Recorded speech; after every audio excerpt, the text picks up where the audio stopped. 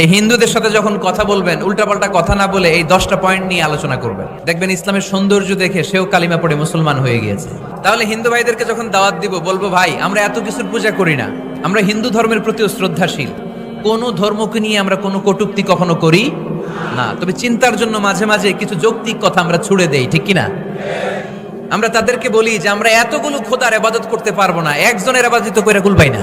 2 number বৈশিষ্ট্যের নাম হচ্ছে আল ইনসানিয়া, এর মানে হচ্ছে মানবতার ধর্ম। এটা মানুষকে ইসলাম সবচেয়ে গুরুত্ব দেয়, স্বেচ্ছায় স্বাধীনভাবে আমরা সব করতে পারি, চাইলে মুসলমান হইতে পারো, আবার কাফের হইতে পারো, দ্য ডিসিশন ইজ ইয়ার্স।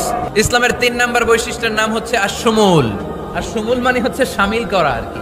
আপনি এমন কোন প্রশ্ন করতে পারবেন না যে হুজুর এটা ইসলামে আছে যে আমাকে বলতে হবে না, আমি অবশ্যই বলবো ইয়েস। আপনি কাঁথা সেলাই থেকে শুরু করে বঙ্গভবন কিভাবে চালাতে হয় ওইটাও কোরআনে আছে না নাই? ইসলামের 4 নাম্বার বৈশিষ্ট্যের নাম হচ্ছে আল উমুম।